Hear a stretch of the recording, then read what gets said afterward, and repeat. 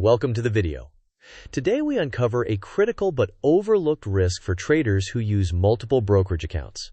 Cross-account wash sales. First, I will set the stage and explain why this matters. Then, we will define wash sales, show how multi-broker setups make them worse, and demonstrate what the IRS expects. Finally, we will walk through a practical compliance playbook and test your knowledge with quick quizzes. Let's begin. Here is our roadmap. First, we will define a wash sale. Next, we will discuss why using multiple brokers amplifies risk. Then, we will clarify IRS expectations and explore the 30-day window. After that, we will analyze a realistic scenario, build a compliance playbook, compare tools, and close with tips and quizzes. Let's proceed with an important disclaimer before we dive in. Before proceeding, please note this content is for educational purposes only and is not tax, legal, or financial advice. Tax laws change, and application varies by individual circumstances and jurisdictions. Always consult a qualified professional to review your personal situation. With that said, let's move on to the core problem. Multiple accounts can be useful for strategy diversification and platform perks. However, they also create a maze where cross-account wash sales are easily missed and not fully captured by standard broker statements. Consequently, unadjusted losses can slip into your tax return and increase audit risk. Now let's define exactly what a wash sale is. A wash sale occurs when you sell a security at a loss and repurchase a substantially identical security within 30 days before or after the sale. In the cross-broker version, the sale can occur at broker A and the repurchase at broker B. When this happens, the current loss is disallowed for now, then added to the cost basis of the new shares, and the holding period carries over. Critically, neither broker's statement may capture the full cross-account picture. With this definition in mind, let's examine why multiple brokers make things worse. Multiple brokers lead to siloed data. Each 1099 covers only that broker's activity, so no single report integrates both sides of a cross-account wash sale. That fragmentation causes unadjusted losses to slip into your return. Corporate actions, symbol changes, and options can worsen the mismatch. If you trade actively, the probability of overlapping buy and sell windows rises. Now, let's clarify what the IRS expects from you. The IRS places responsibility on the investor to track and report wash sales accurately, regardless of how many accounts or brokers are involved. You must adjust cost basis and holding periods across all platforms. Relying solely on broker statements is risky and can result in incorrect returns and potential penalties. With expectations clear, let's break down the 30-day window that triggers the rule.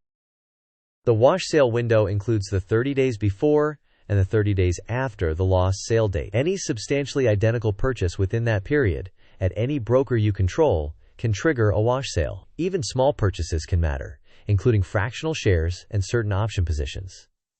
Now that timing is clear, let's walk through a realistic cross-broker scenario. Consider this example. On January 10th, you sell 100 shares of XYZ at a $2,000 loss at broker A. 5 days later, on January 15th, you buy 100 shares of XYZ at broker B. Because the repurchase occurs within 30 days, a wash sale is triggered. The current loss is disallowed and must be added to the basis of the new position at broker B. The holding period also carries over. Importantly, broker A's and broker B's 1099 statements will likely not fully capture this cross-account chain, so you must make the correct basis adjustment. With the mechanics illustrated, let's shift to how you stay compliant efficiently. Here is a practical workflow. First, centralize all trade data by exporting from every broker and importing into one system. Next, normalize symbols, lot identifiers, and corporate actions to ensure comparability.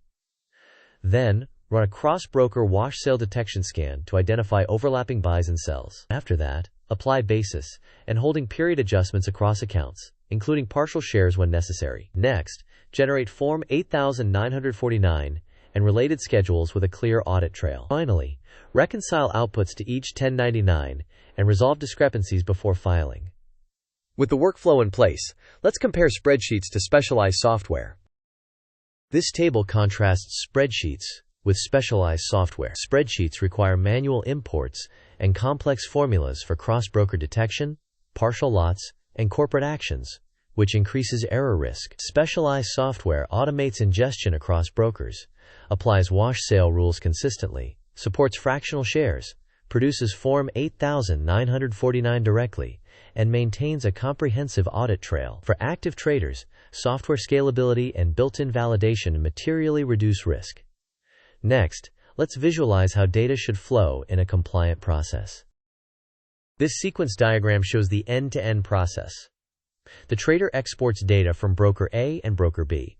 The software ingests and normalizes the data. Then it detects cross-broker wash sales and applies basis and holding period adjustments. Next, it generates Form 8949 with correct adjusted entries. The trader then files the tax return using these outputs, and the IRS receives the filing. The notes emphasize cross-account detection and basis changes, which are the critical compliance steps. With the flow clear, let's cover practical tips to reduce wash sale risks. Here are practical tips. First, consider consolidating similar strategies to fewer accounts. Second, consider disabling automatic reinvestments in taxable accounts if they cause frequent overlaps. Third, use specific lot selection to avoid unintended matches. Fourth, run interim checks monthly or quarterly rather than only at year-end. Finally, document your process and keep exported files to maintain a solid audit trail. Now, let's test your understanding with a couple of quick questions. Question: if you sell a stock for a loss at broker A and buy the same stock at broker B within 30 days, what happens to the loss? Options: A. It is fully deductible this year as reported by broker A. B. It is disallowed now and added to the cost basis of the shares at broker B. C. It is ignored because different brokers were used. D. It only matters if you repurchase more shares than you sold. You may pause the video now to think about the answer. We will discuss the answer in the next section. The correct answer is that the loss is disallowed now and added to the cost basis of the shares at broker B. The holding period also carries over. This treatment applies even though different brokers were used, which is why cross-account tracking is essential. Next, let's try one more quick question. Question: who is responsible for ensuring cross-account wash sale adjustments are reported correctly on your tax return? Options: A. Each broker, based on their own 1099 report. B. Your tax software, automatically. C. The IRS, after you file. D.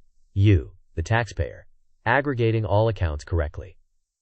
You may pause the video now to think about the answer. We will discuss the answer in the next section. The correct answer is that you, the taxpayer, are responsible for aggregating all accounts and reporting cross-account wash sales accurately. Brokers only report their own activity, and the IRS expects you to reconcile and adjust.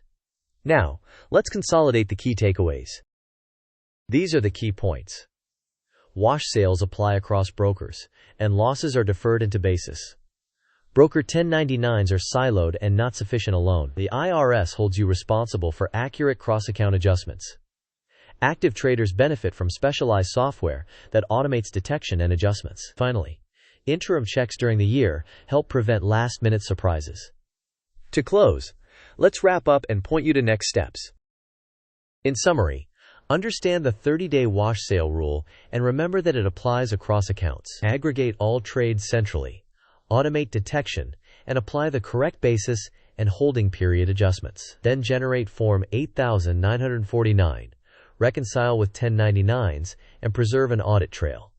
When in doubt, consult a qualified tax professional. Finally, I have one more request as we close. Thank you for watching. If you found this valuable, please like the video, share it with a friend who trades across brokers, and subscribe for more content. Post your questions and experiences in the comments so we can learn together. See you in the next video.